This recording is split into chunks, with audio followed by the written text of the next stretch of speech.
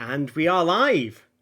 There we are live. This is the scary moment at the beginning of each show. Hello, everyone, where we find out whether we can actually be heard yet. So we wait and see in the chat to see if someone says yes, we can hear you, and then we start doing the odd hellos properly.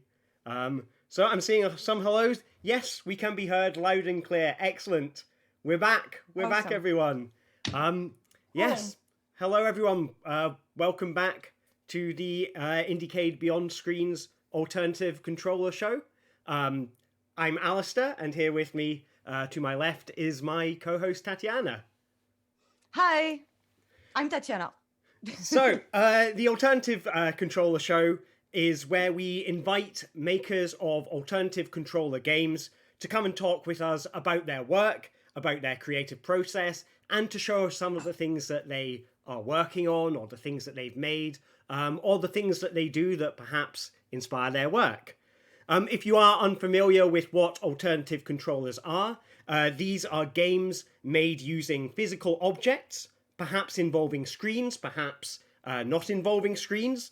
And they involve kind of building a new control interface out of these strange materials. You know, maybe buttons, maybe motion sensors, maybe a suitcase, maybe even, in the case of our guests tonight, a pot plant. So, without further ado, I'd like to introduce you to our guests, Jess, Rowan, Marcotte, and Dietrich, Squinkifer. Welcome to the show. Hey, folks. Thanks for having us. Thank you very much for coming along. Hello.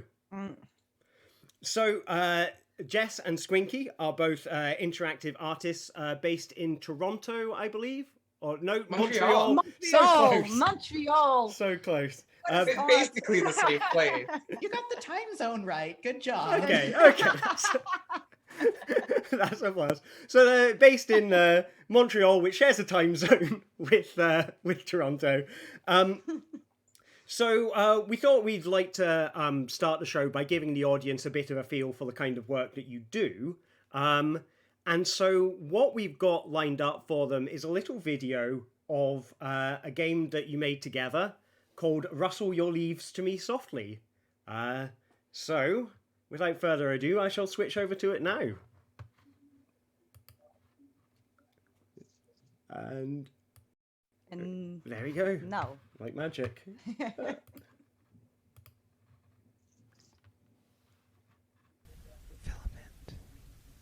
anther, stamen, pollen. Blow your soft wind across my surface. Calyx. The sound is And soon a gentle low. rain will kiss my broad leaves, upturned to receive. Taproot. Let us breathe slowly together. Stem. There are substances within us that sustain us both. Leaf. Lamina. Petiole. Succulent. I transform your breath into something beautiful. Quickly symbiotes. Photosynthesis. Or a transpiration. The rain will come again. Condensation. Caress me beneath my canopy. Hydrosphere. Slowly we grow together. Would you like to be symbiotes? I trust you. Let us stroke my stem sincerely. Sublimate. There are substances within us that sustain us both. Blow your soft wind across my surface. My roots penetrate new ground. Let us stop and smell each other. Filament. Do I inspire you? Anther. I am so much more than the tiny pot in which I am bound. Our roots are tangled in ways that we didn't decide. I linger on every stroke of my leaves. Carpal. Stipule. Hypocotyl. I feel you in my roots and stem. You are a sun that never burns. Let us breathe slowly together. My spine shivers and trembles. Rustle. The feel of you on my dermis is sweeter than a drink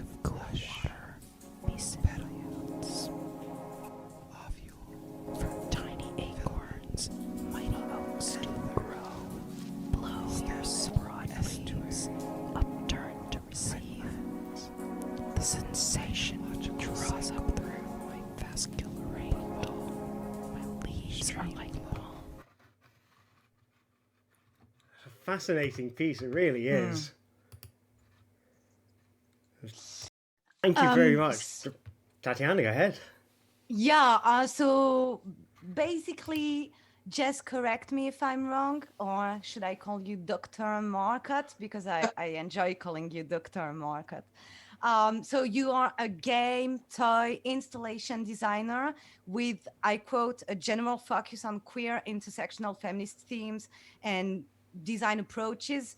You like to explore, I quote again, awkwardness, vulnerability, and intimacy. This is something that you both have in common. For Squinky, I quote, you make weird games about feelings. So it seems that you have a lot of common points in your work. Actually, you worked a lot together. And maybe people could think we are talking only about ALT control, but today our guests, I think, are making much more than just alternative controller games. You explore LARP, like interactive fiction games, theatrical forms of interaction. This is something that you both did before meeting each other, right? Yeah, definitely. So part of my interest, I think, in like these forms is that when I started making games, I really loved games, but I didn't know how to program. So this was a way for me to use tools that were easy to pick up and start with, but then like add on other pieces that could add the complexity that I was looking for as a designer without needing to know how to like program a complicated system yet. Because when I did my research on you, I realized that you actually were a monitor during summer camps. Was it a context where you experimented with outdoor games, or not at all? It's completely unrelated, maybe. Oh, so the volunteer work that I did, actually, it sort of relates to the first alt control game that I ever made. Okay. So I was like I taught kids how to scuba dive, like help them learn in like a summer camp, like scuba diving safety, and like watch them during their like field tests so they could become junior scuba divers. Okay. So they were sort of like in the water a lot when I was with them. So I had to like find ways to like, keep them happy and not drowning, but I didn't have to like interact with them as like a summer camp counselor, really. Okay. But the first game that I made was actually like for a class that I took with Pippin Barr called the Curious Game Studio, and it was basically all about like kind of breaking games, like breaking best practices, and like I think the phrase that he uses, like games that tease rather than please. Right. And so for that class, I wound up trying to like make a nitrogen narcosis simulator, which is like what happens when you go really deep underwater. You get kind of loopy, like it's a little bit like being drunk.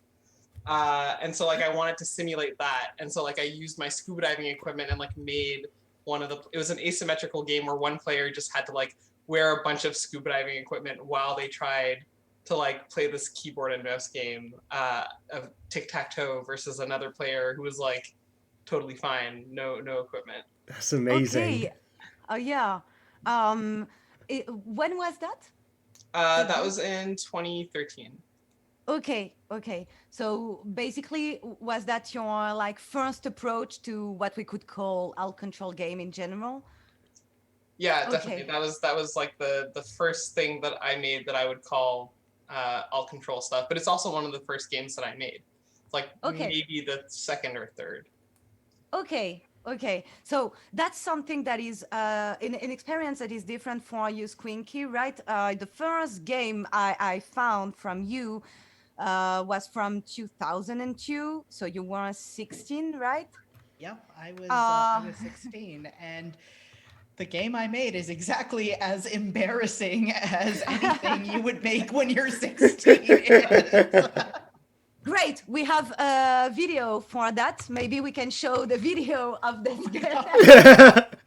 So Heck yeah. Would you be happy with that, or would that be horrifically Yeah, embarrassing? that's fine. All Go right. ahead. Like, I probably won't watch it. but that's interesting because your first approach is basically, we can show the video without the sound and keep on talking on it. Perfect. So the name of the game is Qbert Backbone PI, and it's interesting because it's a first approach. Your first approach to game design is actually through narrative design. Basically, a lot about storytelling is happening in this game. Why did you start making this game? Like, you're 16 and you tell yourself, I will make a game. Yeah, well, I was just a really, really big fan of LucasArts point and click adventures, like Monkey Island and Grim Fandango and all of those games. And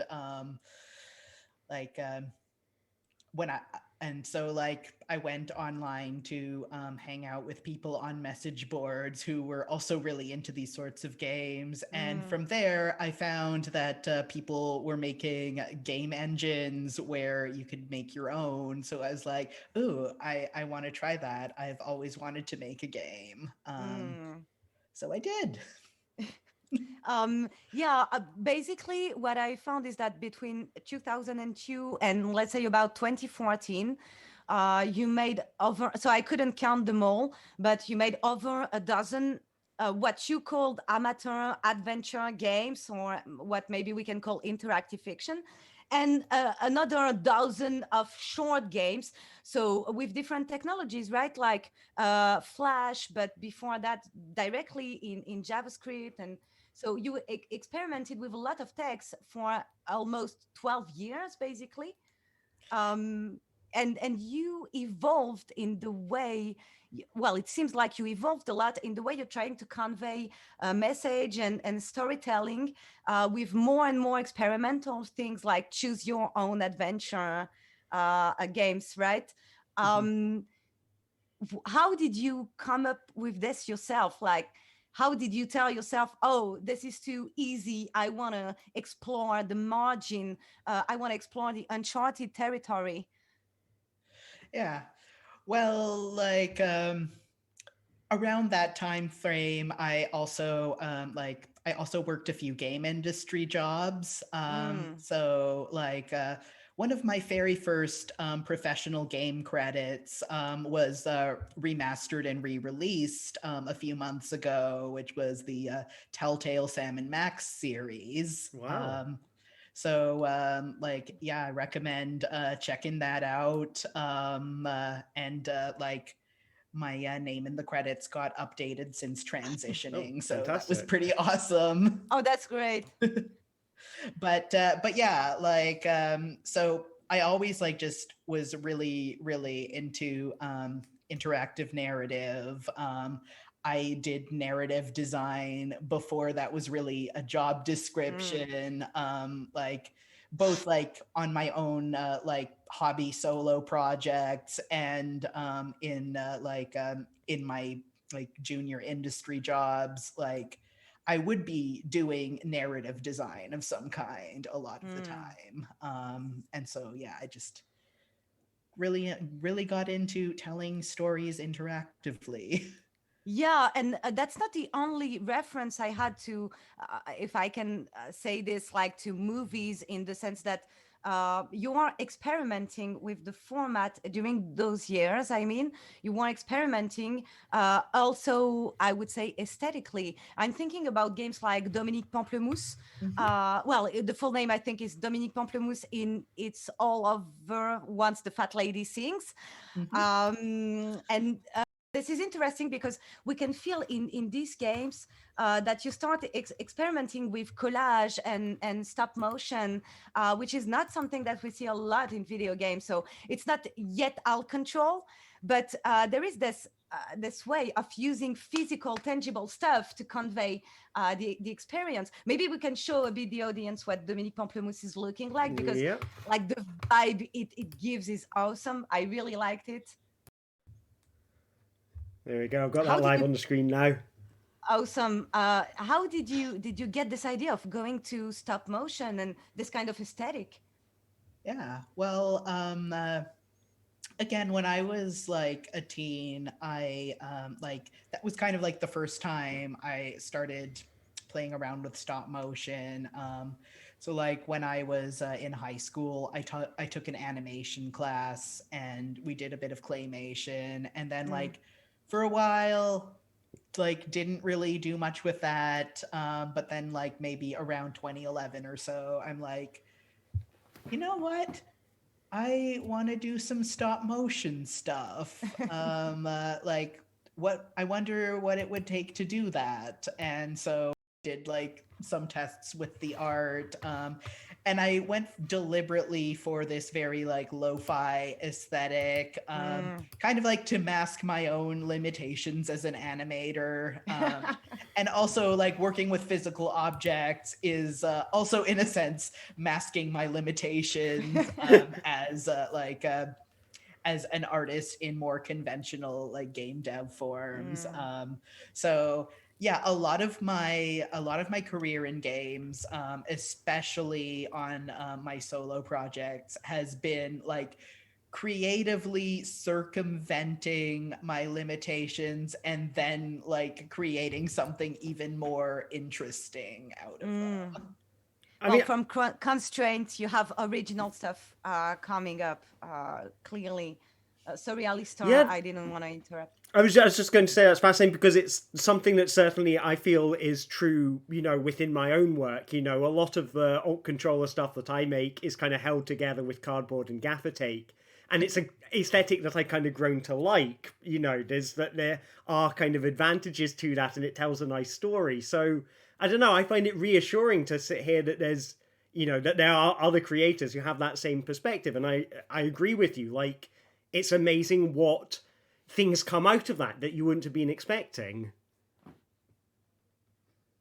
Yeah, for sure, definitely.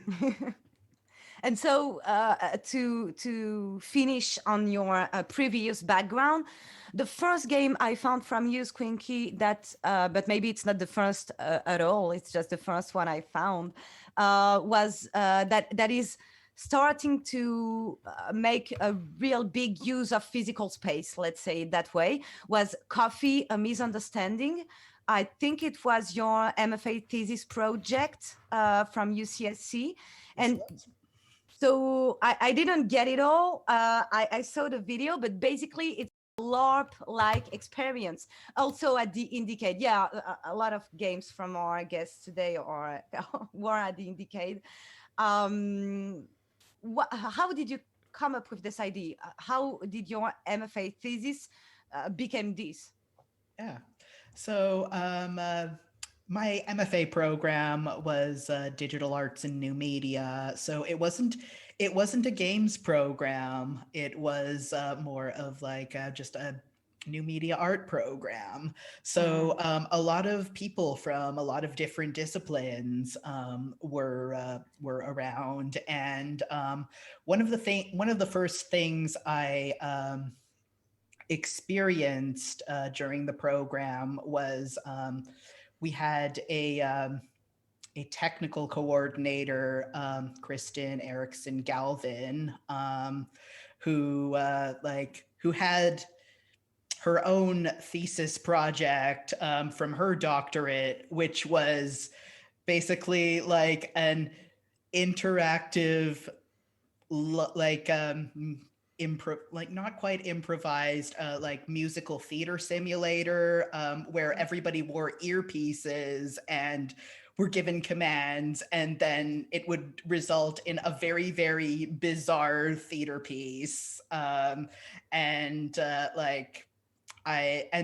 that was like one of the huge things that inspired me. So like when I developed Coffee, A Misunderstanding, it was originally like just an interactive narrative game. It wasn't until like I went through some like rounds of revisions and critiques that I decided, hey, you know what would be cool if this were like an actual theater thing where like, so I had all of this dialogue I had written. Oh my goodness, my cat is off screen trying to poke around. Sorry about that. But yeah, so I I had this entire like interactive narrative game pretty much written, and so I took all of this text and turned it into like and sort of like turned it into this interface where like you would get like two audience volunteers up on a stage, and you would give them a smartphone, and it would like show you the dialogue lines you were supposed to say. So you have these two characters who are like talking to each other while staring at their phones, which I kind of loved. It was like just delightfully awkward and perfect. Like originally I thought about having them use teleprompters, but I was like, oh, they could just stare at their phones. That's even better. Oh yeah, and then I thought about using Google Glass at one point too, which would have been like extra weird, but yeah, that would be like a completely different kind of storytelling sort of thing. So yeah, it's like this. And then you like, and so what I did was I also gave some phones to other members of the audience who could like select the dialogue options from a menu of choices, like you would in an adventure game. And so that was what happened. And it all came together rather nicely. And the like awkwardness and technical fiddliness of it actually like worked out well in the story, which was about this very awkward parasocial like artist and fan relationship during a convention. And that works very well, at least based on the video. It's the awkwardness is definitely at the core of the experience. Like it's not, oh yeah, and by the way it's awkward, like it's the point. And that's really, really awesome. What's interesting is that in 2014, so this was your MFA thesis project, and meanwhile, to come back to Jess, you too in 2014 were in the middle of your MA in creative writing in Concordia, I guess. And you made the same year In Tune, which is, well, we can say an out-control game. I mean, at this point, for me, it fits clearly the out-control movement. It was actually at the IndieCade, an IndieCade selection too. Yeah, we are showing videos at the same time. How did you end up doing In Tune? What happened? So it's actually a game that started off as a jam game, and I think that's not too uncommon for alt control games to like, you know, because the stakes are different in a jam. So you're like, okay, I can do something experimental. And it was part of Boob Jam, which was like all about thinking about alternate ways of representing like breasts in games other than like in a sexualized way. But from there, we thought a lot about like what kinds of interactions happen every day to us that we don't necessarily think about as being about consent, but that are. So in Montreal, for example, before times, we have this habit of like doing like a double kiss. Like culturally, you know, like you'll get kissed by like random strangers or like people who are like you might have just met them and they're just like, yes, let me kiss your cheeks. And you know, or like, I don't know, sharing space on a bus or something like that. And we started to think about like how we could talk about consent in like both non-sexual contexts and also in like ambiguous contexts, like what it means to touch someone intimately, violently, as friends, like all that sort of stuff. And so along with Alison Cole and Zara Smith, we sort of built up this game in a weekend. and then realized that this was something that we wanted to continue working on and continue thinking about. And like I think at the like in that moment, you know, it was like yet another wave of like VR excitement. And so like this was a game that like was like the opposite of VR in a lot of ways.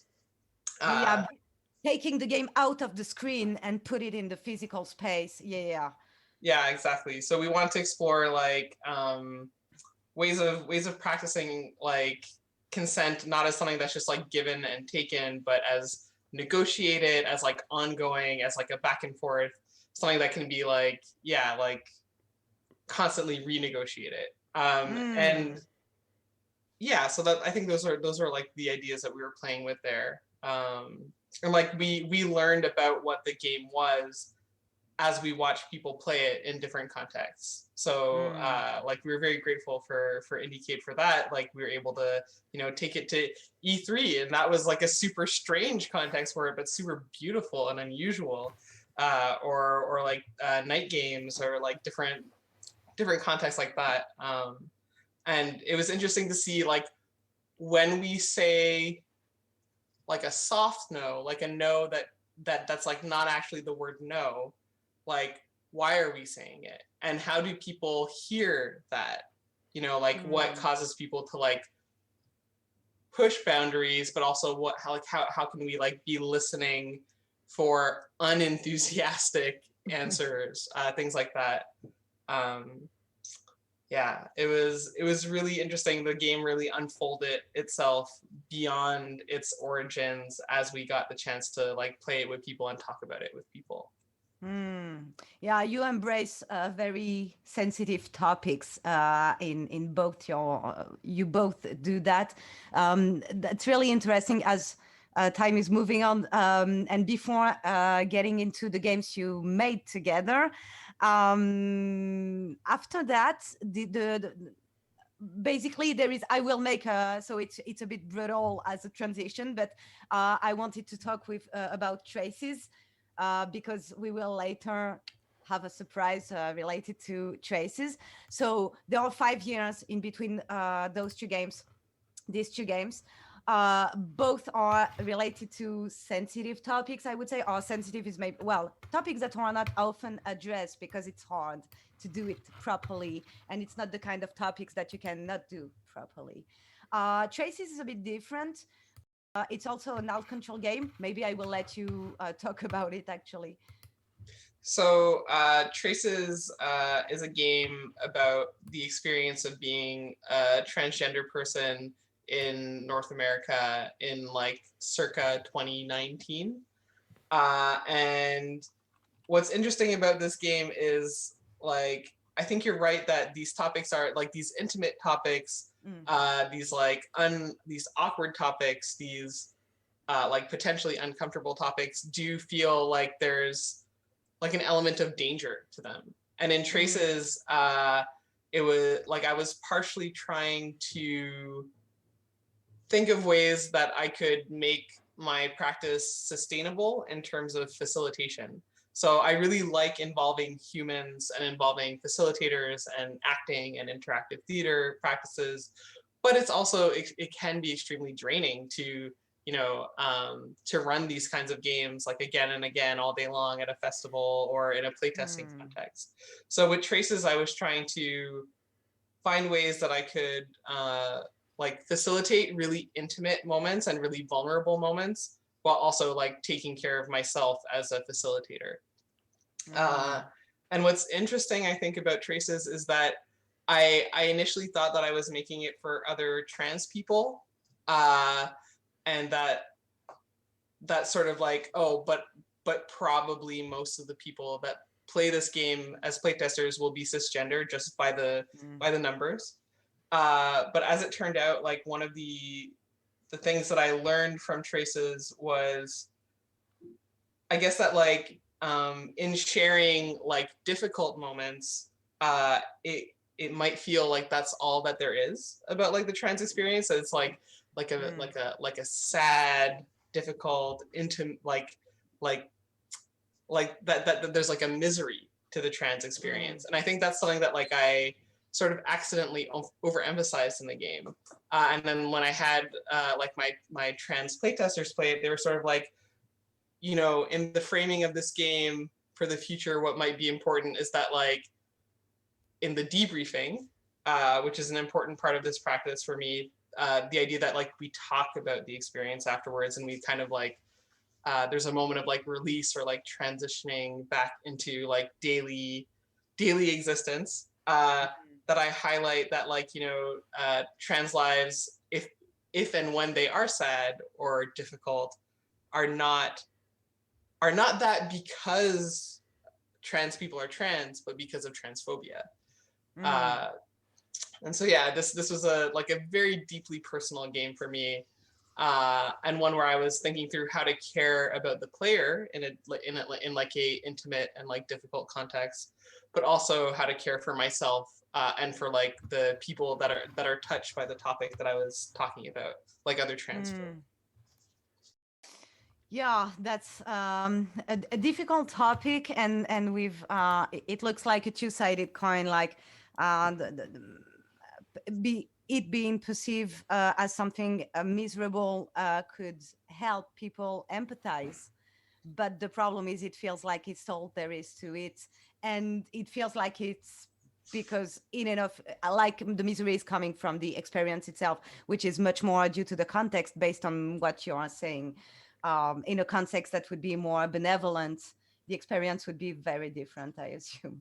Yeah, I think like in Traces there are like moments of love and like beautiful moments, I think, in the writing, but also like a lot of difficulty, and that like it's easy to hear the difficulty and like forget about like the love and beauty.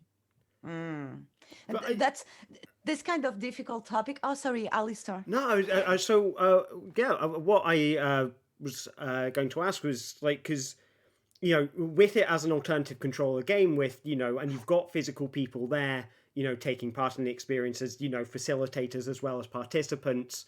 Like, I guess that creates an opportunity to have that kind of debriefing session that you wouldn't get in a purely digital thing. I mean, is that part of what draws you to, you know, making stuff with alternative controllers? Is, you know, that human interaction that it allows for? Is that something? Yeah, I guess, is it something that draws you to it? Absolutely, and I want to hear Squinky speak about this too. I think that we share this in common, and Squinky, you can tell me that like I want to be there to care for the player through the experience, and I want to make sure that they have the resources that they need afterwards to like reflect on the experience, and that's very, very important to me. Yeah, there is two parts of this question, like the ALT control part and the quasi autobiographic dimension of it. So maybe that's a good way to transition to, because we obviously we are mentioning your work, respective work, and then we'll talk about your common work. And the first work, Squinky, the first work you made, I wanted to talk about was You Used to Be Someone, which is also, well, not the most joyful experience ever. It's not the point. Am I right to call it a kind of walking simulator about depression?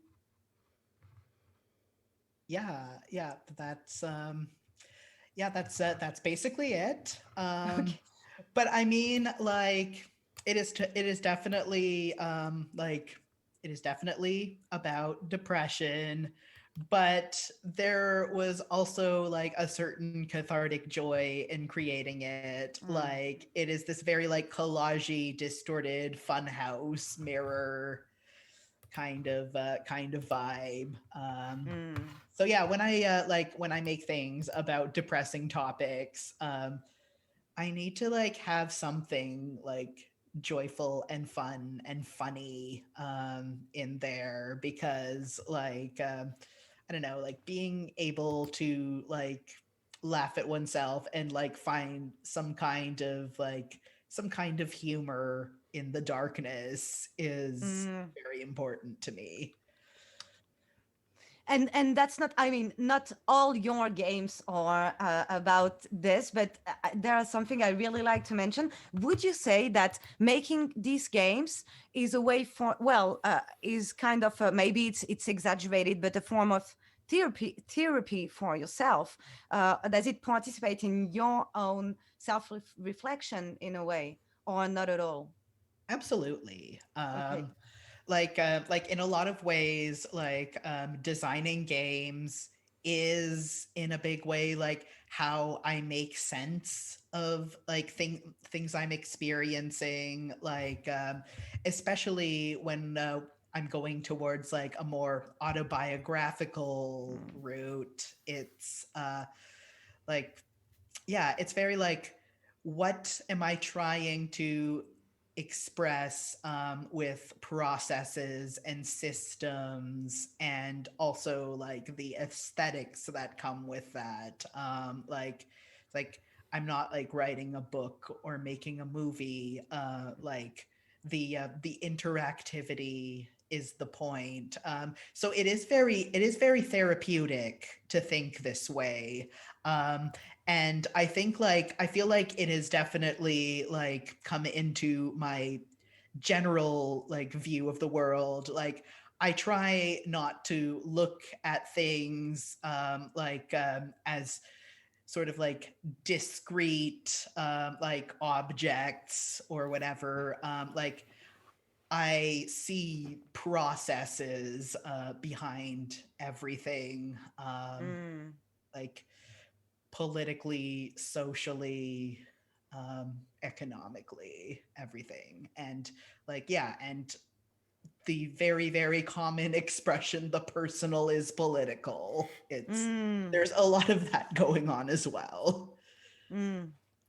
And you also both do things that are more, well, lighter in the tone. I'm thinking about for you, Jess, Unlock and Pack, and for you, Squinky, Robot Slow Dance. Games made around 2019, 2020. So sorry, Alistair, for the queue. I'm talking about two different games. That's all right. So I'm following. let's start with, okay, cool. Let's start with Unlock and Pack. Maybe Jess, would you like to talk about it? Because it's very different from everything we talked about so far. I feel like it, at least. Well, interestingly enough, like for me, it's since it's a project that fits along with two other projects, like in a triptych. But I think this is a game where I gave up control a lot about the meaning of the project, and I also wanted to work against type and test myself as a puzzle designer. So I'd been designing puzzles for like my tabletop RPG group for many years. I realize now that like a lot of my puzzle tastes are shaped by them. But I wanted to play with this idea of like an escape room where the puzzles actually had meaning and made sense in their context. So like an escape room, like I often find, and this is not the case for all escape rooms, there are many lovely escape rooms, that there's sort of a disconnect between what kinds of puzzles you're solving and like what the narrative of the game is, or like what the meaning is by the end of it.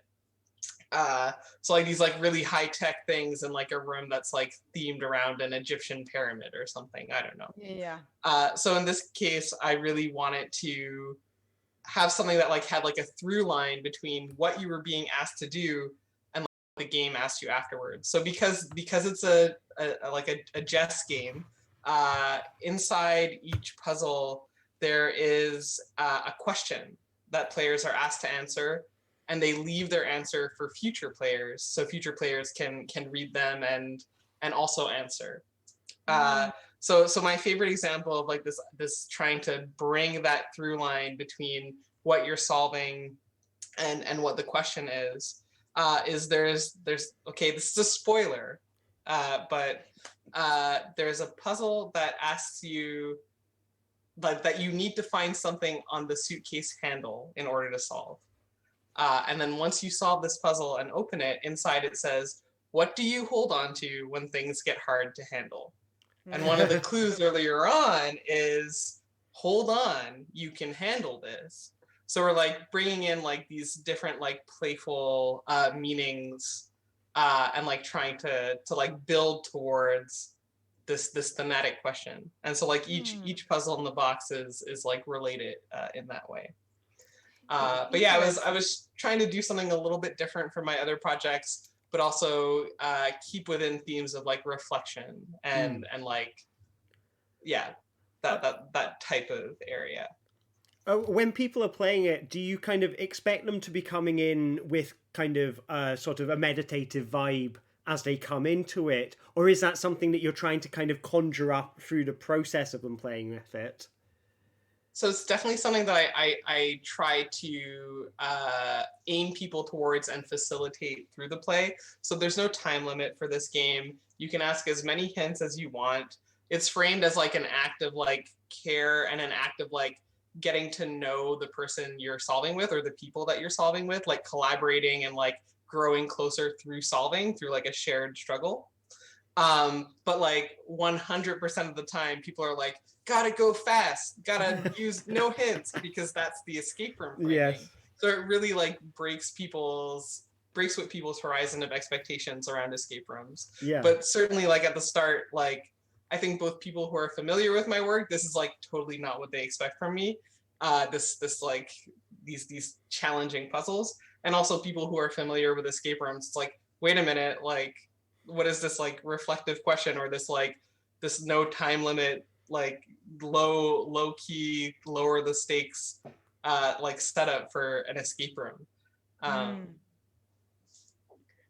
Well, that's interesting because just a year before doing Unlock and Pack, you were working on an escape room, Sandra's Keys, and with a really difficult topic in general, and treated through an escape room is like, I've never seen anything like this before. So the theme for the audience is older adult mistreatment, basically. And was it the start of the reflection you had later, a year later, on Unlock and Pack? Yeah, absolutely. So that was a project that I consulted on with ACT, Concordia, and RECA, which are two groups that advocate for older adults and are also feature older adults advocating for themselves about these topics.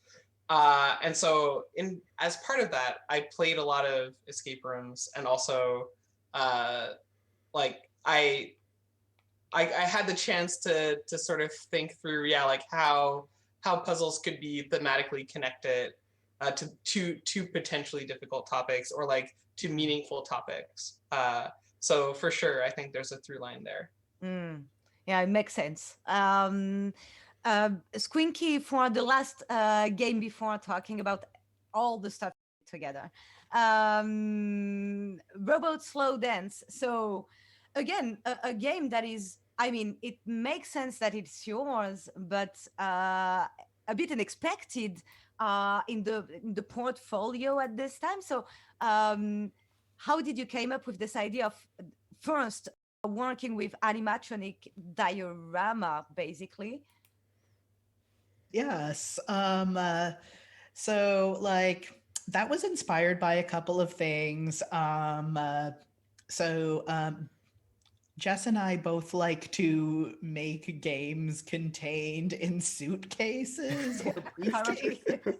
And we'll probably like talk about the project where that started once we get to our collective work.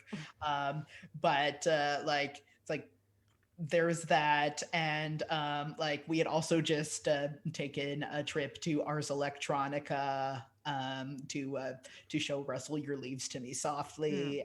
And while wandering around looking at the various exhibitions, I saw like a diorama that had a robot in it, and I was like, oh, that's adorable. I have forgotten what that installation was called, but something about it definitely stuck with me, and I was like, oh, how can I want to make something animatronic. How do I do that? So like, yeah, I actually built the robots out of like these these kits that were meant to like hold a camera on them and Oh, move yeah. it around. And had like motor attached servos. So I was like, oh, this looks like a cool thing to like build a little robot on top of. So I got 2 of those and made them dance. And like as for like why I made that game at the time I did, this was like, so I really like decided to work on this game. I'd kind of like been tinkering with it on and off for months. But it was like while I was really struggling with the PhD program I was in, and I actually like decided to quit. Like part of that was because I was like really struggling with like coming up with potential dissertation topics, and I had like all of this pressure to work on something important and meaningful and big and like Jess knows. No fun allowed. Okay. Yeah. But then I was just like, you know what? I just want to work on something that brings me joy. I just wanted to like make these like adorable slow dancing robots. Well, there is an intention in this. When the first image I saw from a slow dance robot, I actually thought it was a fighting game, because when you actually, I think in my mind, and I'm pretty sure I'm not alone, if I see 2 robots, one is red, the other one is blue, and you tell me it's a game and you can control each robot, I say it's a fighting game. So it's actually a surprise. It came as a surprise that it's not. And it's actually an intention that is interesting, like you caught me off guard. That's interesting, I guess. So yeah, like I was definitely like referencing Rock'em Sock'em Robots a little bit there. But yeah, to come finally to the games you made together. So I may be wrong because I really had a hard time finding this, but I think your first alt control game together was in 2016, and it was Most Sincere Greetings Esteemed One. I'm correct. Nice. Yes. Okay. Yeah. Cool. Researching. what thank you.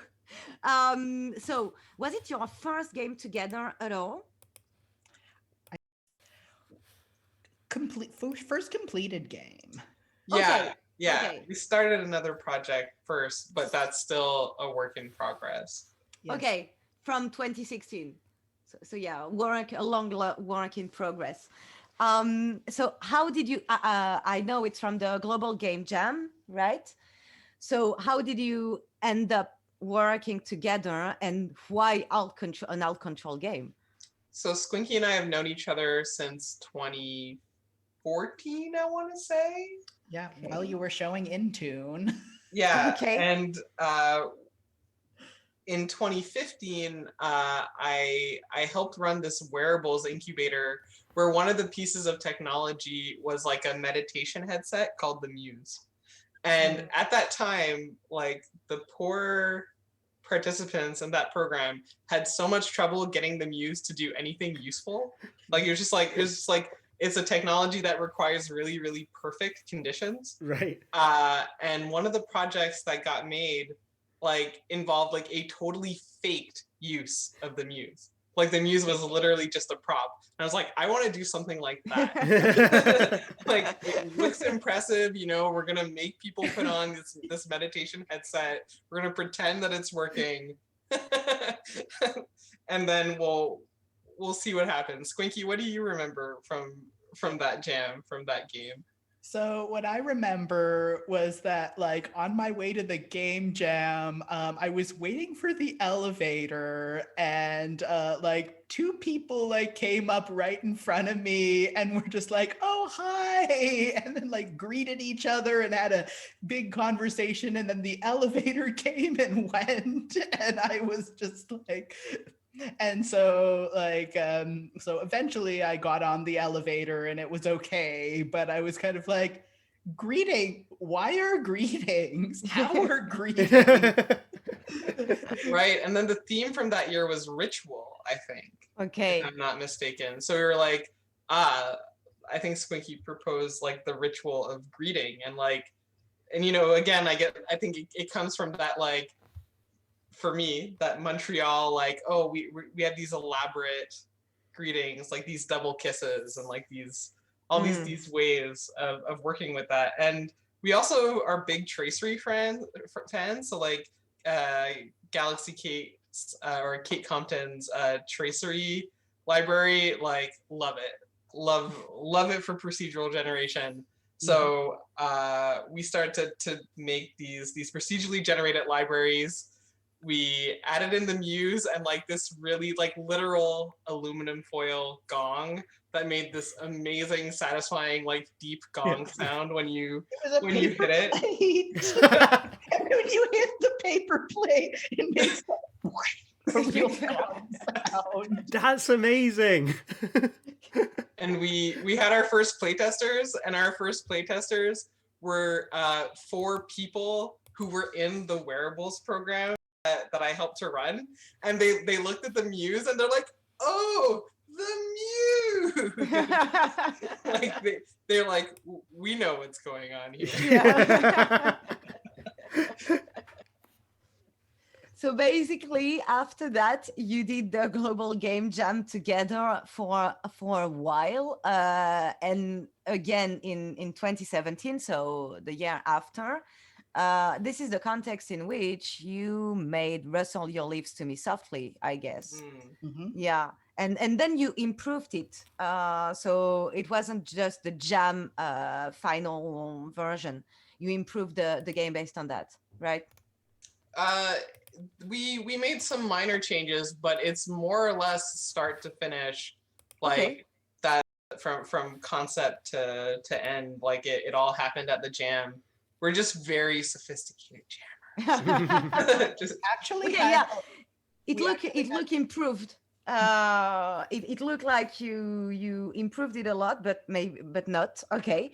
And how did you come up with this idea? Did you wait for an elevator again this time, looking at a potted fern, and this is what it inspired you? so there was a local theme that year around sustainability, and somebody decided that it would be a really good idea to just like bring in a bunch of plants and like see what happened. And at the time, I think Squinky and I both were talking a lot with Ida Toft, who like is formerly or maybe also still currently part of the Copenhagen Games Collective. And they were telling us and talking to us a lot about like kind of non-human agency and like, you know, Donna Haraway and like different kinds of ideas around like the non-human, and not just like pets, but like rocks and dirt and plants. And I think from there, because it was a jam game, we wanted something playful. And I think it was someone else that came up with the idea of the ASMR specifically, but we're like, okay, like what if you dated a plant and the plant started to like whisper ASMR at you? Yeah, I definitely had ASMR on my mind at the time. Okay. And this idea of can we say that? Making human the plant. Making human a plant. Basically, that's what I'm trying to say. Anthropomorphiser the plant. I mean, it's interesting because there is always this innuendos, but you never cross the line of making it fully sensual or even sexual. Everything is very suggested, but as it's a plant, it makes the whole experience very poetic, actually. I mean, of course, there is a dimension that is funny, like, oh yeah, the plant is like talking back to you when you caress it. But when you go beyond this, the whole experience is very poetic, actually. What happened? How did that happen? You worked a lot together. You've been working a lot together in 2017. You started to know each other a lot, I guess. So I think like one thing that comes to mind for me is that it really was like a process of like trying to not make it a joke, like being like, okay, like this is a funny idea, but like what if we take this seriously? Like what would it be like to be a plant? Like, and so it's difficult, right, for like a human to be like, what is it like to be a plant? They live on like totally different time scales from us.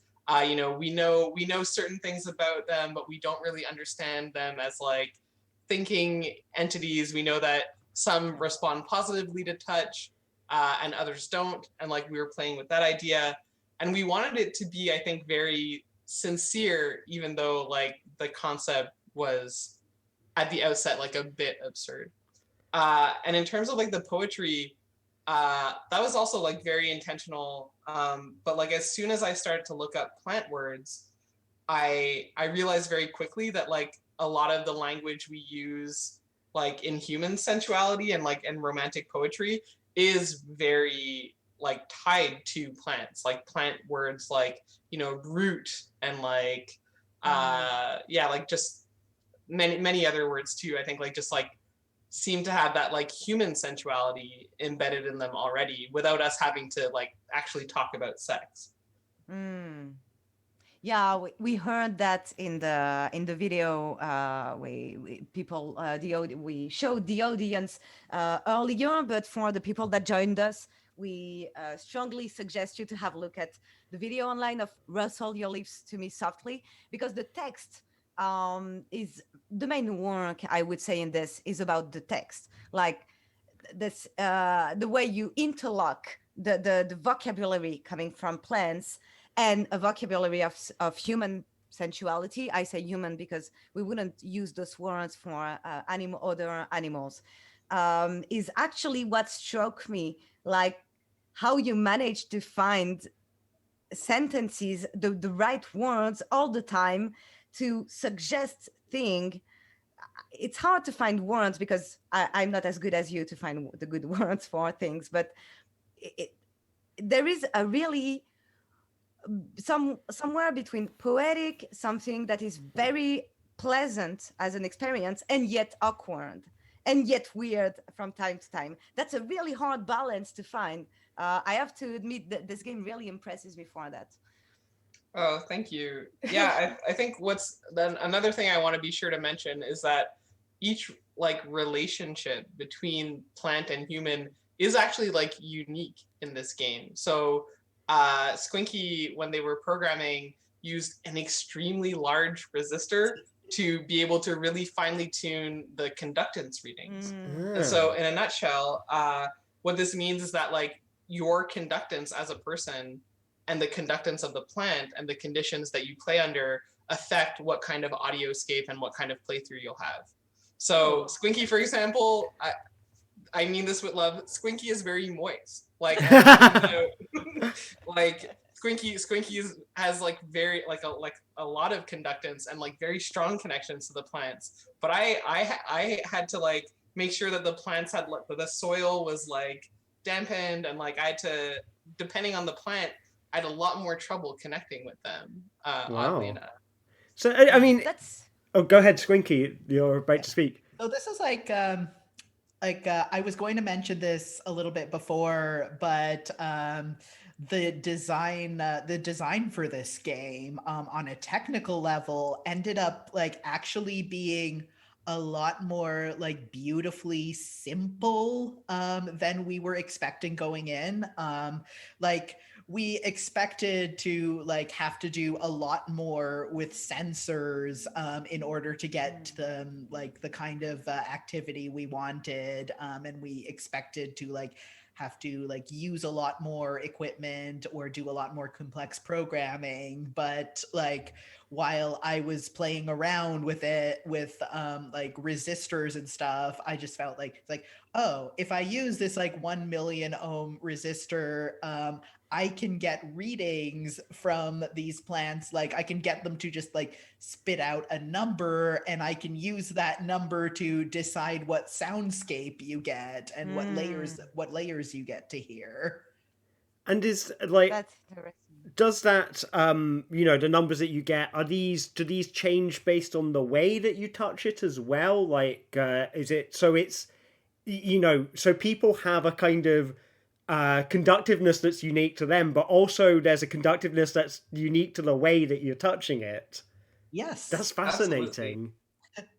Yeah, so it's like, wow, this is like very little, like comparatively little work on our part, but just like this like human to plant interaction, like with the soil and the like and conductivity, like the variance that's already there is already like so like interesting that we don't have to do as much extra work. Yeah, I mean, it's so I guess it's sensitive enough to the changes from person to person and from, you know, type of touch to I guess create the illusion of being sentient and alive and I guess able to listen to this touch. I mean, is that sort of sense of creating an illusion that can kind of be bought into by the player, is that something that's quite important to you? I mean, I feel like there's kind of, you see bits of it in some of your other work, like just like you talked about with the headsets.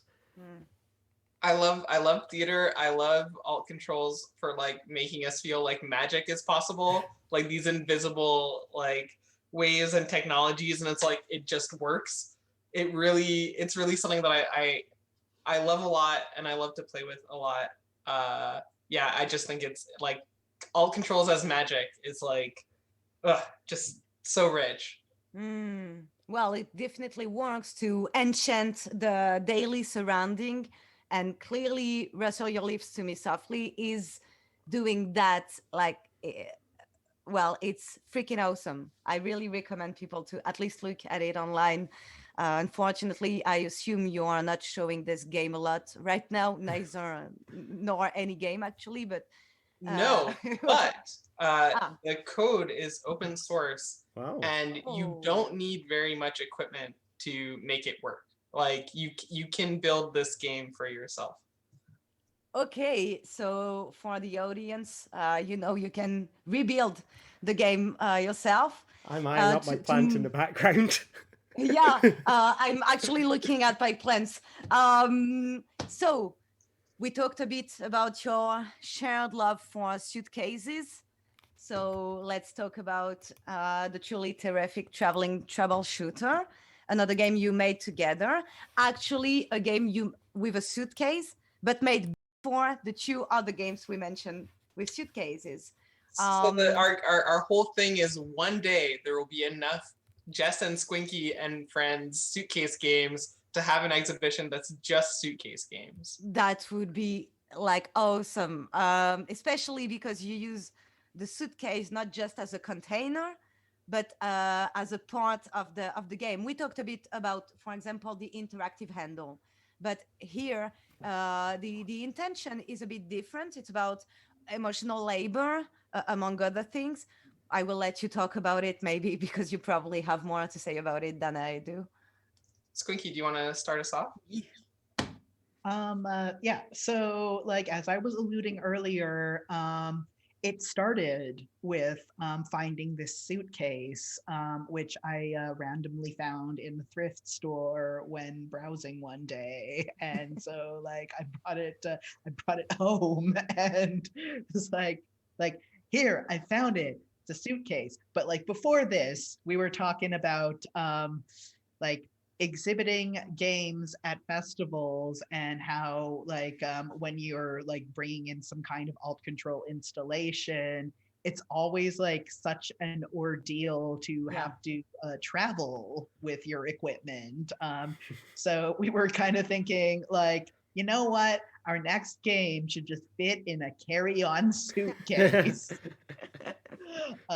So yeah, so I found the suitcase, and it started with the suitcase. And then like I was doing a lot of crocheting at the time, and like Jess is really good at sewing and embroidery, so we decided to like say, oh, well, we already like things where you have to touch things. Let's find some conductive thread and make these like fiber arts thingies and objects, and and hook them up to and hook them up to some electronics. Like really visceral objects too. Like I think like almost all the objects in there, like if they weren't made of like textiles and fiber arts, they would be kind of like a bit gross to touch, like an eyeball or like a set of teeth or like a fish or like a, you know, like these things that are like they have an implied tactility to them and an implied like visceral nature, I think, in a way. Including that diploma. But yeah, so and we were thinking a lot around like radical softness and this like hard shell containing like soft innards of a game sort of thing. And we were thinking like this was around the time where that meta thread around emotional labor was going around. And we were like, what if we valued emotional labor the same way we value other kinds of labor? And how can we how can we set this up so that players can like explore like what it means to do emotional labor for each other and like how we value that labor? Yeah. So I basically made an active listening simulator. Okay. Assisted by prompts from these adorable little soft objects. Yeah, it's kind of like tarot in a way, in that there's like these kind of like literal objects to think with, and they also give you prompts that you can like reflect on and like be like not quite, but it gives me an idea, or yes, like that also makes me think. Like, yeah, just these ways of like thinking through doing and acting. And also I think one thing that was important to us was like thinking about this figure as like a bit of an outsider. So like one of the players is a traveling troubleshooter, right? So like the name of the game implies, and like the otherness and like queerness of that, and like, you know, like the idea of like a seer or like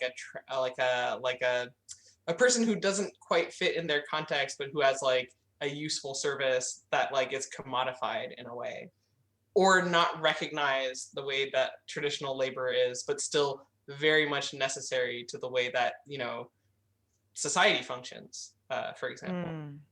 Yeah, and we were also very careful to like on the matter of payment, we didn't just want it to be about money.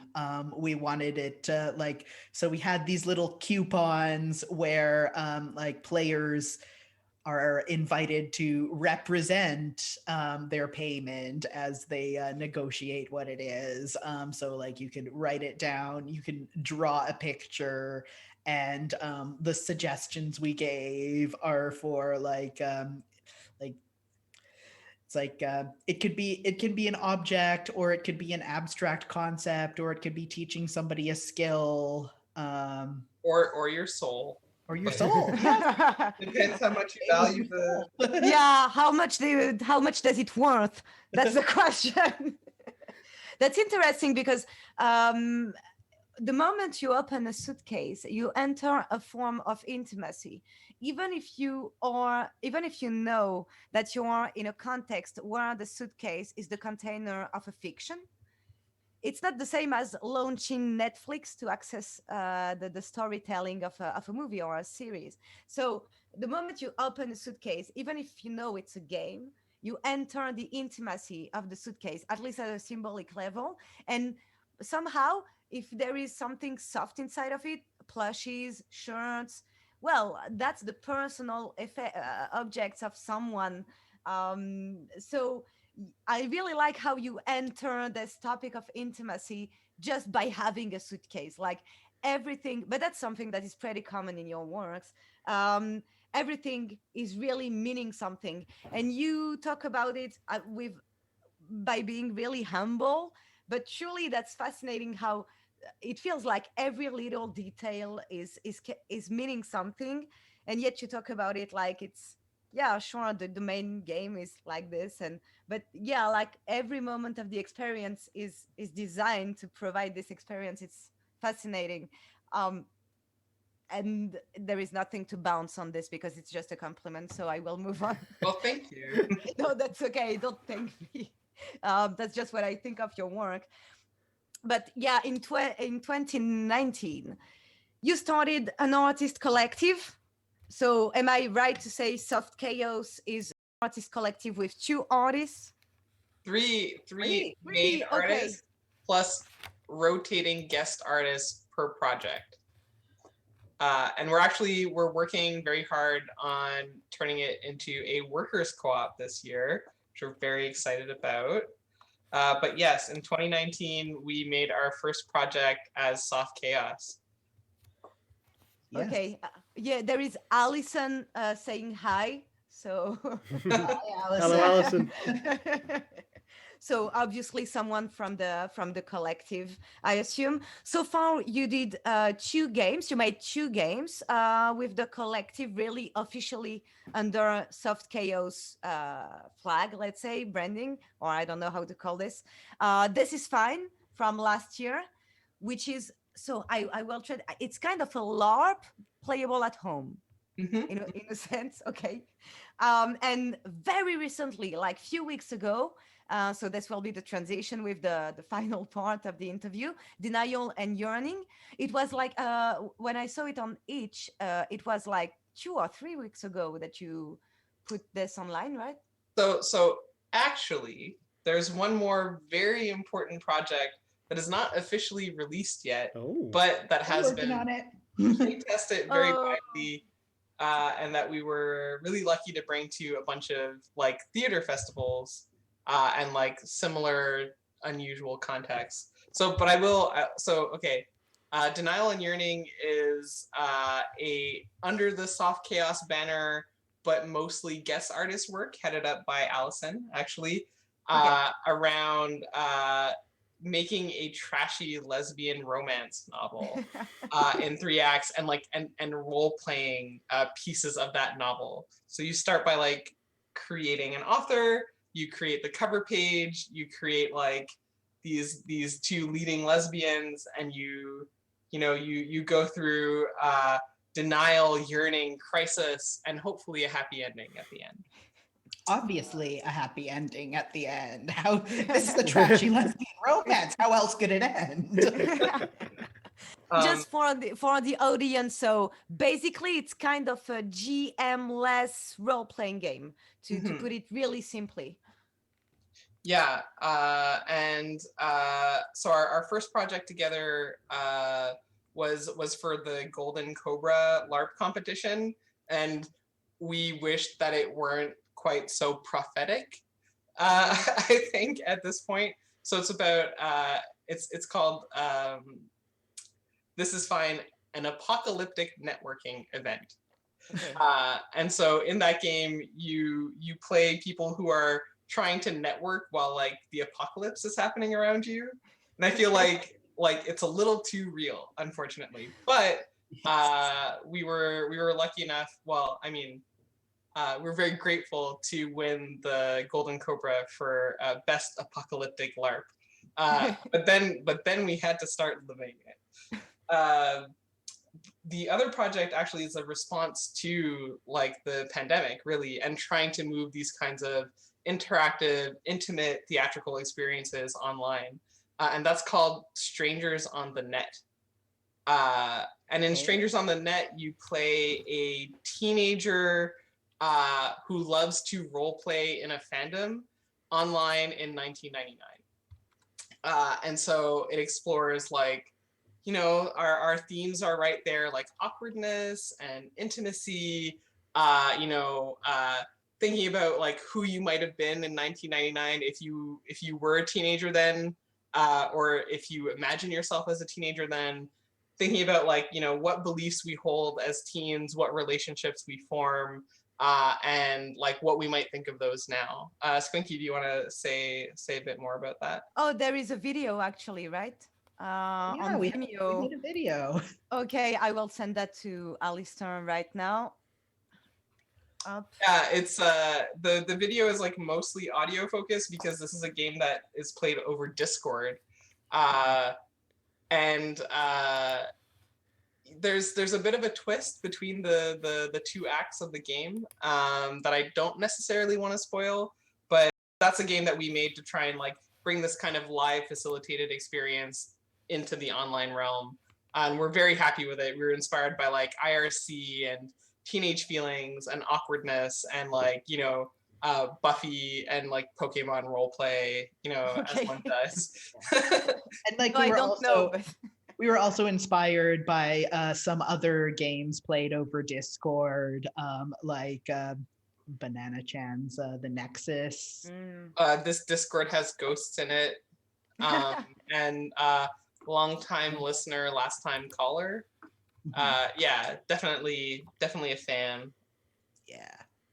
Okay, Alison put stuff in the chat for people that would like to know more about this game. So you can follow the link. Yeah, that's cool. We have someone for the links. So just to wrap it up and move on to the second part, basically what's new for you?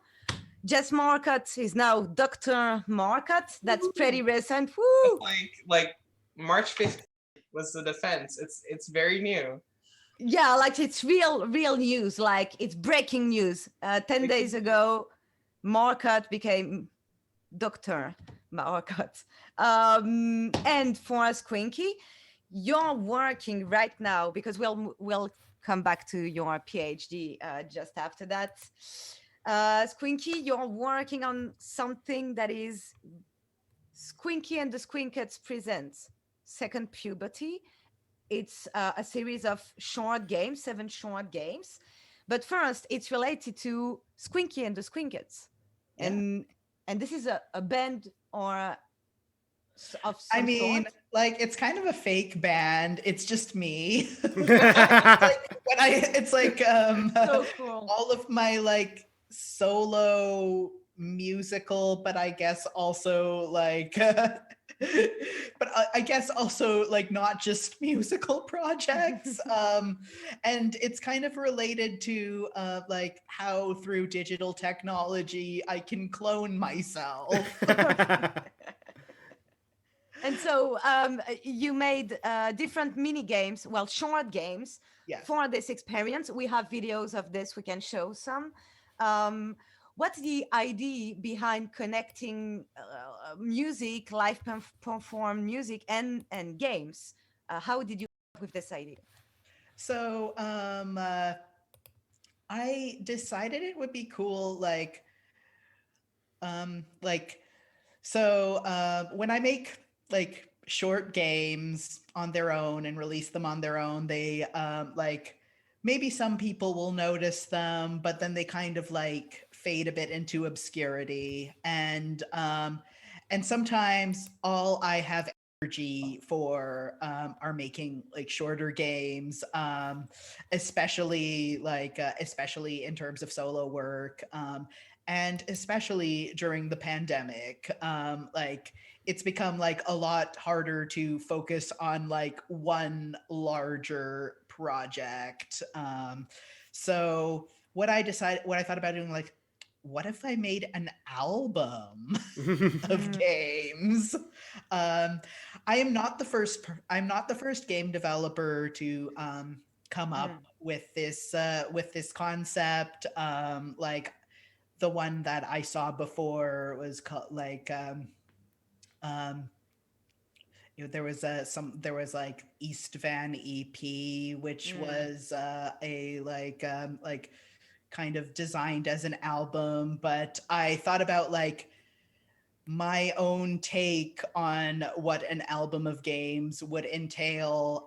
So like I would sort of like give myself a theme, but allow myself a lot of freedom within this theme, to like kind of just like design these games and like see what comes out, and like allow myself a bit of like a bit to like surprise myself. So right now, 4 of the 7 games are finished. I have like I am just wrapping up the 5th game, which I will like probably like share some documentation of like in the next couple of weeks or so once I have Okay. time. But yeah, so at the moment, they are only available to people who support me on Patreon. But when the whole album is done, I will release it to the public. Awesome. Is it related to the music you played with Squinky and the Squinkets? Kind of, a little bit. So like, I mean, like, it is related in the sense that music does feature heavily to some extent in each game. Like, I try to like do interesting things with like layering the music dynamically, according to like what you do in the games. So like, it kind of feels like it feels a little bit like a performance that is like controlled by the player. So that's a perfect transition to tell the audience that among well, basically you play the euphonium. I play a Right? lot of instruments, but the euphonium is One of of them. the major ones. And we asked Squinky to play us something. Well, Squinky offered to, and we say, yeah, that would be awesome. So, without further ado, a musical performance.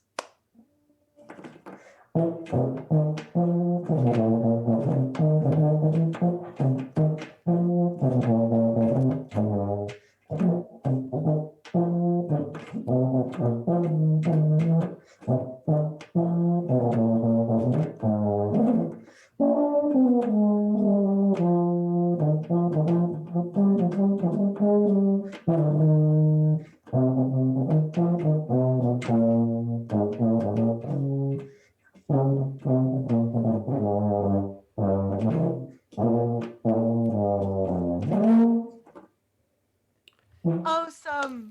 Woo! Squinky, Squinky. My camera fall down. I was so enthusiastic. That's awesome. I don't know if in this show we will have people playing often, music often. So that's great. It's a lot of it's you have big lungs to we could tell that it requires a lot of breath. Me as a smoker, I wouldn't be able to do it. That's insane. Like, that's such unexpected. Thanks a lot. So the transition will be brutal because we will talk about Jess's dissertation. So it's fun too, but in another way, in a way that is much more quieter. You bring us part of your dissertation. I don't know what I'm laughing. So you bring part of your dissertation. Would you like to show us this? Sure. So I brought 3 objects from my diss, one from each of the games. So my dissertation involved research creation. And what I did was I made 3 games across 2 years, interrelated. And while I was doing that, I studied the process of making them through a method called autoethnography, and also through like documenting every single step of the way, really trying to like get to avoid like that kind of like justification after the fact when you're like, oh yeah, I did that and I don't really remember why I did it, but it must have been this because this sounds good.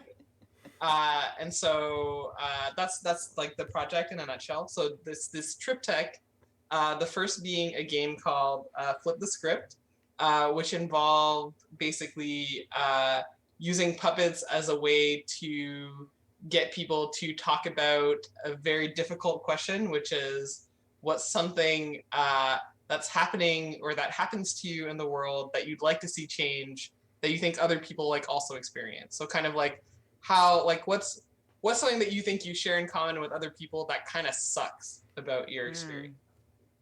And so Flip the Script involved like teaching people how to puppeteer, getting them to have these vulnerable, intimate conversations, getting them to do improvised scenes with the puppets about those topics, and then debriefing afterwards.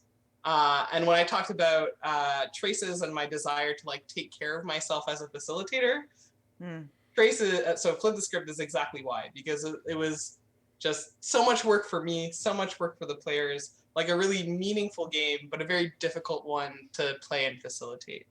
So this is Drake, named after rapper Aubrey Drake Graham.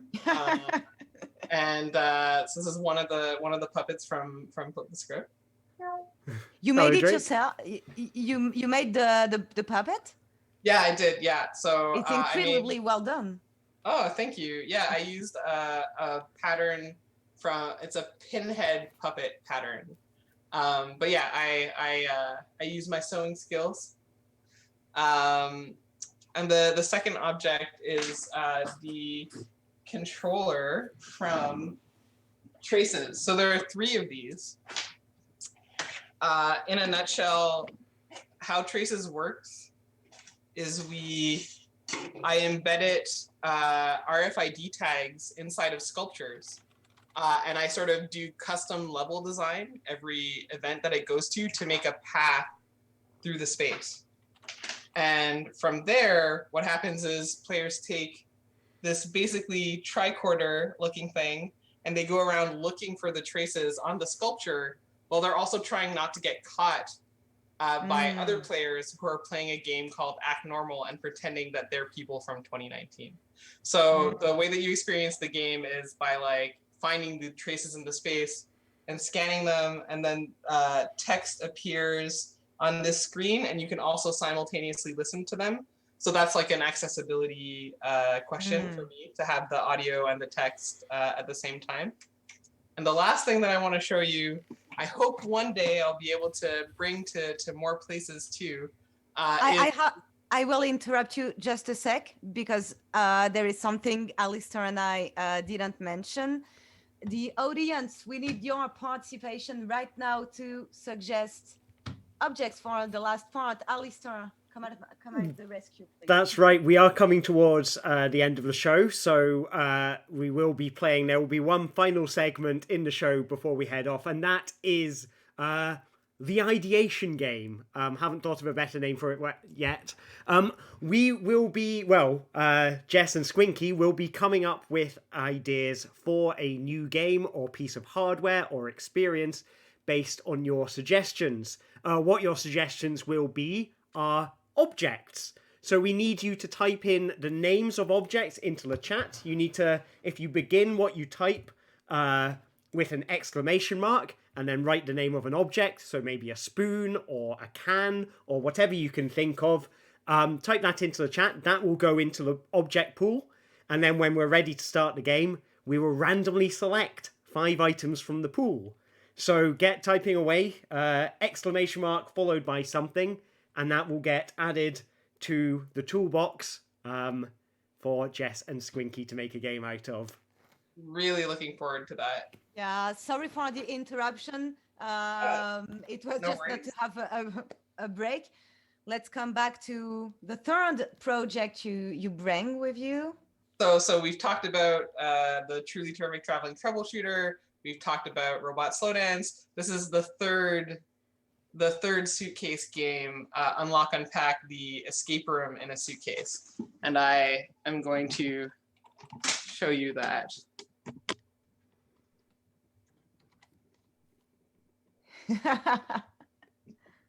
My terrible camera skills, but so this is sort of what you see when you open up Unlock Unpack. Because it's a prototype, I never did manage to like find a way to fit everything in together when it's set up because of the wires. But sort of there are these different elements. So there's a BBC microbit hanging out over here. And then there's a mysterious, it's reversed, but there's a mysterious triangular box asking you how many triangles. You might notice there are some other triangles hidden around. I think I can, oh, yeah, I can see a couple. Mm-hmm. And then there is this puzzle, which seems to be linked to this box over here, which says, complete the ritual. Right. What the ritual is up to you to discover. And because I don't get to show this game right now, I will show you this hidden panel. I wonder what this could be. I won't show you anymore. But yeah, so that's the last thing I want to show you. This is the third dissertation project. And I guess like the through line there for me is like increasing or decreasing negotiations of control between me and the player. So first game, flip the script, lots of control and lots of effort on my part to really like mediate and facilitate this experience. And then second game, trying to like offload some of that onto like pre-recorded things, and also getting like audience and players to help out with that. And then this third project, which is like completely directed by the players, and I'm just sort of there to help out if they get stuck. I mean, that's I guess like this idea of having a kind of human facilitator in the game, and I think that's something. I mean, we've seen it in your work, Squinky, as well, with the stage performances, with, and it's forgotten name, the awkward conversation. Copy a misunderstanding. That's the one. Thank you very much.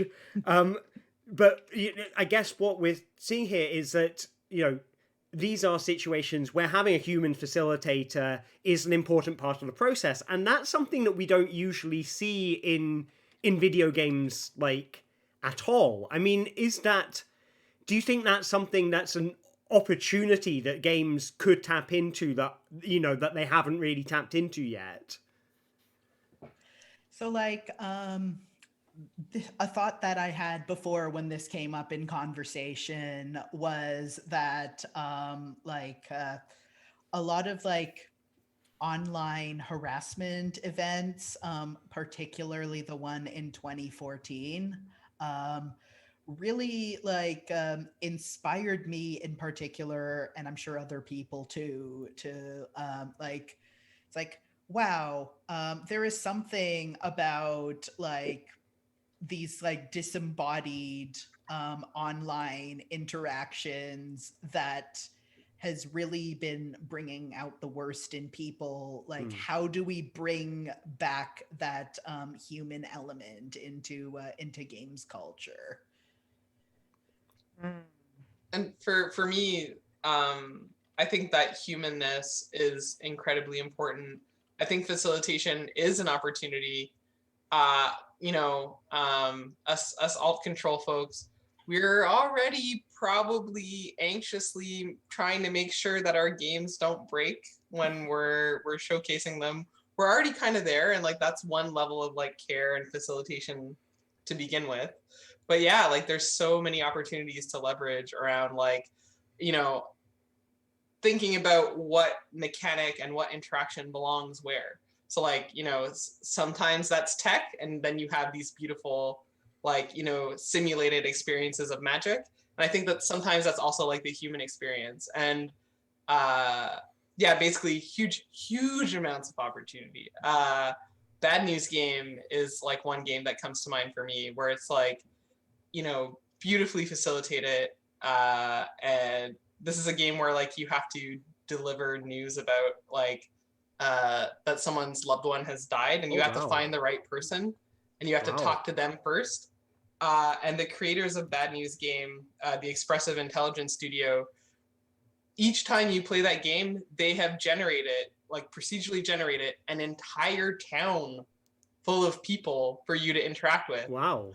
The person that you're interacting with is an improviser who plays every character and who just like closes a curtain and opens a curtain and is a different person each That's time. amazing.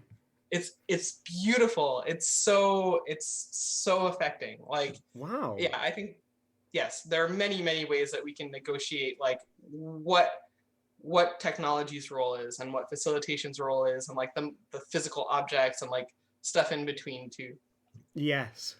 And I guess, when you have a situation like that where there is, a risk of coming across, something that could be emotionally quite difficult for someone, is to have someone there, the facilitator, who is kind of prepared for that eventuality, that is not going to come as a surprise to them. And, I guess that is quite an important thing. I mean, I guess, with the, and I'm sorry for forgetting the name of the game, with the dragon puppet, Flip the script. Yeah. Flip the script, that's right. I mean, do you feel like because you're the person who created the game, that you're in the best position, to provide that kind of role of caring, that kind of caring role? Is that something that can be taught to other people? So this is like my ideas around care and facilitation are definitely something that I take from LARP and like debriefing in LARP. I think that when you start to facilitate a game or do a performance, you start to like find a pattern of like what feels right, like what's your pattern, how do you explain stuff, like, and I think that's true for any kind of showcasing. And that can be hard to teach, but it is teachable. Okay.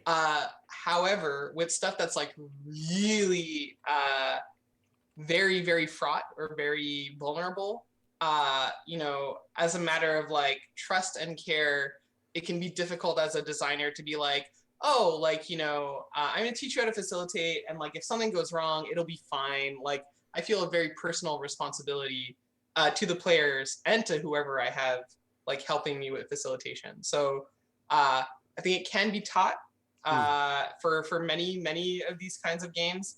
I think Flip the Script is one game that there's a lot of knowledge around like intersectionality and like mediation and like just a bunch of like particular skill sets and a lot of energy that it takes to have like a constant attention to the players. Yes. It's not that's one that I wouldn't teach someone else to, Okay. probably.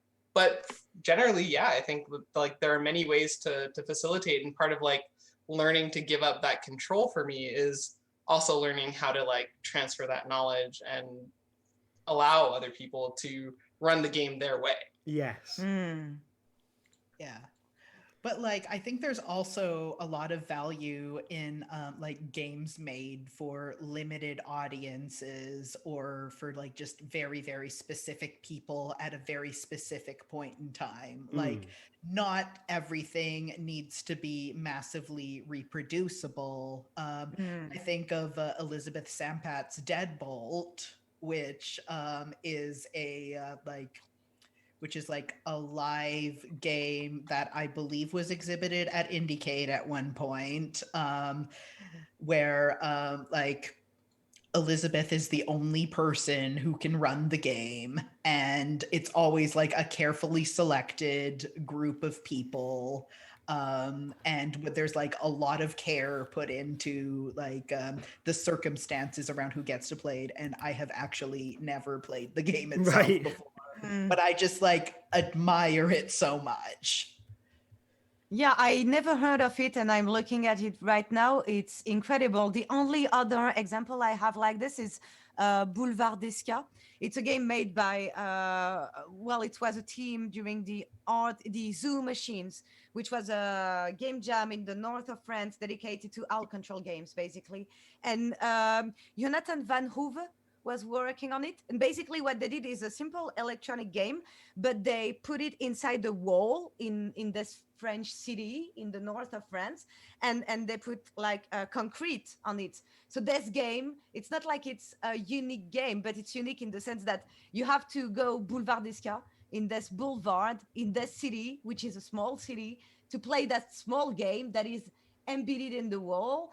And there is the 9-volt plug that is always like hanging from the wall. So you have to bring your own 9-volt battery with you to play the game. And this idea for me has a lot in common with this idea of actually we can play the moment we emancipate from this idea that we have to make everything serialized and playable by maximum with a lot of players and so on. We are free to do so much more, like on-site stuff or unique games that only exist as memories. And that's really something fascinating about this. Oh, thanks for the link to Boulevard Discount. I will put the link to Elizabeth Tempat too in the chat for people that would like to see it. Deadbolt is the name of the game. Deadbolt, yeah. Fantastic. Well, I'm really sorry to have to speed things up towards the end, but unfortunately we are starting to run out of time. So we are going to have to zoom straight to the challenge. So we've had a big range of suggestions come in from the audience. I've got 5 of them queued up.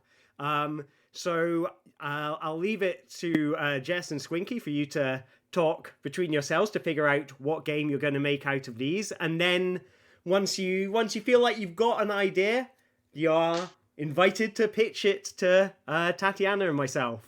So these objects are a sleepy cat, a princess tiara, Chardonnay, a lychee martini, and an egg.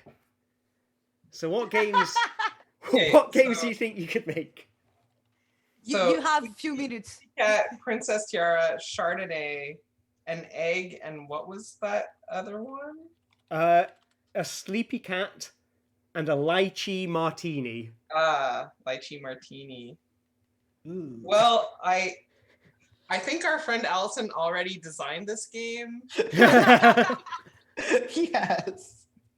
I'm joking, but this makes me think of an anthology of intimacy, which is Allison's master's project, which has a game where you are part of a throuple and you drink a bottle of wine and talk about like your old relationship, like you used to be a throuple in high school. Anyway, that's my immediate thought. Yeah. Ooh, okay. The tiara. I can provide 2 sleepy cats. Yeah. I got one sleepy cat right next to me. Okay, so Princess Tiara, this makes me think of dress up. So my I guess, I don't know, I'm into process. So like I always start on paper. Like I always like start with like kind of like a bubble brainstorm, connect the mind map kind of situation. So I'm thinking of sleepy cats. I think everyone or like many people will have access to one of these. That's good. Princess Tiara makes me think of dress up. What are you thinking, Squinky? I mean, like egg. Yeah. Love eggs. Yes, there's a lot you can do with an egg. Right.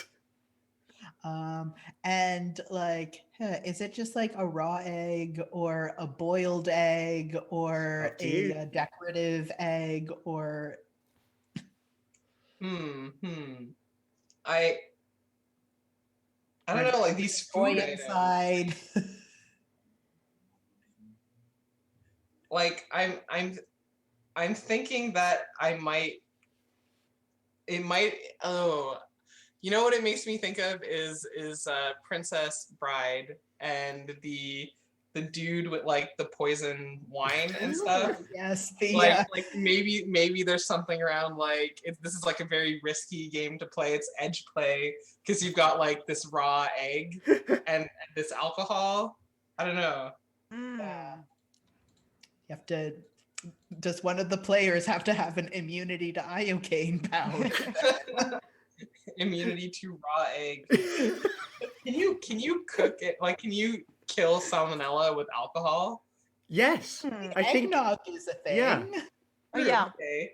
So it's a game where you make eggnog. I'm loving this. So you make some eggnog. Make an eggnog for a princess. Mm-hmm. Okay, so is the cat like cats are judgy, right? So like maybe the cat is the Yeah. judge. Maybe the Definitely. cat wears the princess tiara. This is their badge of office, right? Like the cat wears the princess tiara. Oh, okay. So you put the princess tiara on the cat, and you can't wake the cat, right? As soon as the cat wakes up, your time to make the eggnog is up. So it's like a timer. Like you start the timer by putting the princess tiara on the cat.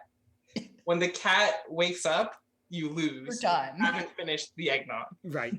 So your goal is to make eggnog within this time limit of sleeping cat who has been disturbed by having a princess tiara put on them. Or as long as the cat will tolerate the princess tiara, you're still in the game. Right. Yeah. So there are many difficulty levels depending on how much your cat likes having clothing. I guess we've got 3 different cats already, so Yeah, we've got some different modes to play on.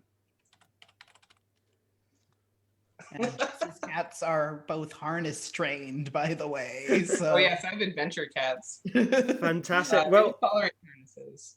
I mean, I feel like we've settled on a quite a strong pitch here. Do you want to deliver it? What's the 1 or 2 sentences you would put onto Itch for this?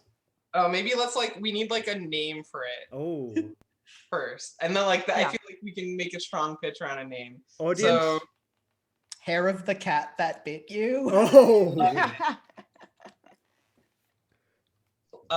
yeah, hair of the cat that bit you. The eggnog challenge. It sounds like a TikTok trend, right? Oh, we Yeah, could do so- like a licensing deal with BoJack Horseman and make it Princess Carolyn's eggnog challenge. this Okay. is brilliant. So Squinky, how do you want to pitch this? Like one sentence at a time, Great passing idea. off, or what's the? Or 1 word at a time. Oh, one word at a time. You Have a cat. you Love to drink.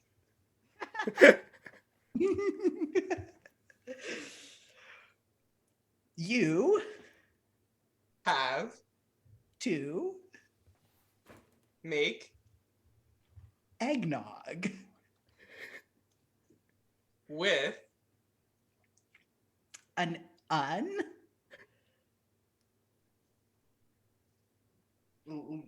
lychee martini. say egg well with egg And Chardonnay tiaras must remain on the cat. or You lose the Oh. game. Brilliant. Fantastic.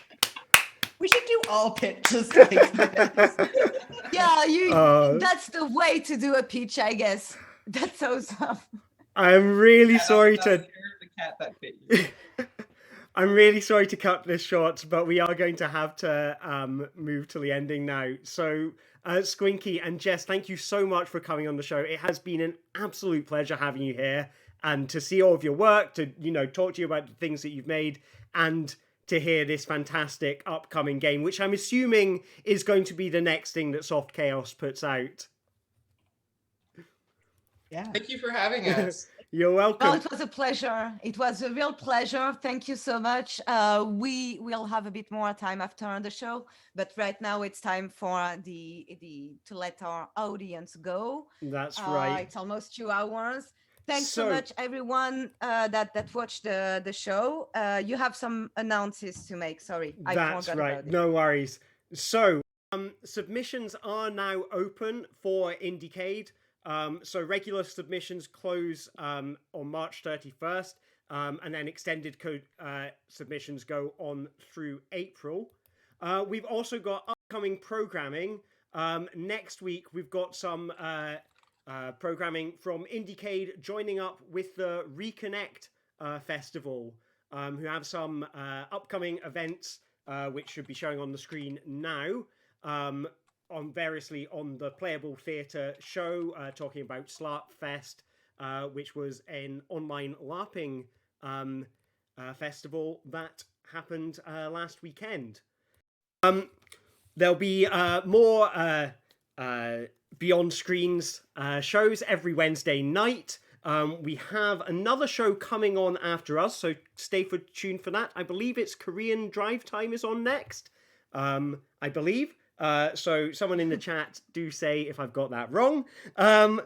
Yes, that's all the messages. So thank you once again to Jess and to Squinky for joining us. Thank you so much. I hope you had a fantastic time. Thank you very much to everyone in the audience. Are there any words that you'd like to say before we head off for the night? This was a delight. Thank you so much. Yeah, so much fun. Thanks for having us. Thank you very much. Tatiana? Yeah, my last word is bye. All right. Cheerio, everyone. See you later. À bientôt.